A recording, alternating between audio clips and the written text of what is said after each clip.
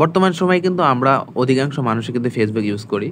But Facebook use করি ঠিকই, কিন্তু ফেসবুকে যে পোস্ট করি আমরা, পোস্টটা কিন্তু সাধারণত পাবলিক হয় না।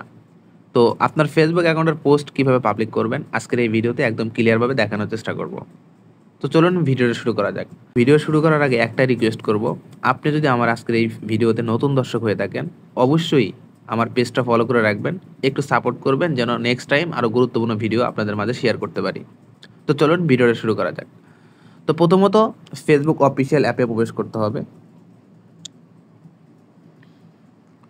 অফিসিয়াল অ্যাপে আসার পর পাশে উপরে দেখতে পাচ্ছেন প্রোফাইল আইকন আছে, এখানে ক্লিক করে দিতে হবে। এখানে ক্লিক করার পর একটু নিচের দিকে স্ক্রল করবেন। নিচের দিকে আসার পর এখানে দেখেন সেটিংস অ্যান্ড প্রাইভেসি লেখা আছে, এখানে ক্লিক করতে হবে। এখানে ক্লিক করার পর একটু উপরের দিকে দেখবেন এখানে সেটিংস লেখা আছে, এখানে ক্লিক করতে হবে। এখানে ক্লিক করার পর একটু নিচের দিকে স্ক্রল করবেন, নিচের দিকে আসবেন। নিচের দিকে আসার পর এখানে আপনার দেখতে পাচ্ছেন যে পোস্ট লেখা আছে, পোস্টে ক্লিক করতে হবে। পোস্টে ক্লিক করার পর একটু উপরের দিকে খেয়াল করবেন, একদম উপরে এখানে পাবলিক লেখা আছে, এখানে ক্লিক করে দেবেন একটা। এখানে ক্লিক করার পর দেখেন যাদের পোস্ট পাবলিক হয় না, আপনি পোস্ট করছেন আপনি নিজেই দেখেন, বাট আপনার ফ্রেন্ড শুধু দেখে, আর কেউ দেখতে পারে না। একদম পাবলিক করতে চান অবশ্যই এখানে এই যে এটাতে টিক মার্ক দিয়ে দিবেন।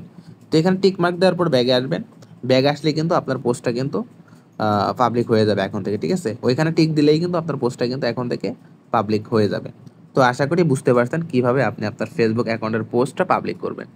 ভিডিওটা যদি একটু হলেও হেল্পফুল মনে হয় অবশ্যই ভিডিওতে একটা লাইক করবেন, কমেন্ট করবেন এবং ভিডিওটা শেয়ার দিয়ে আরও 10 জনকে দেখার সুযোগ করে দিবেন। আর আপনারা যদি একটু সাপোর্ট না করেন তাহলে কিন্তু ভাই ভালো কিছু করতে পারবো না।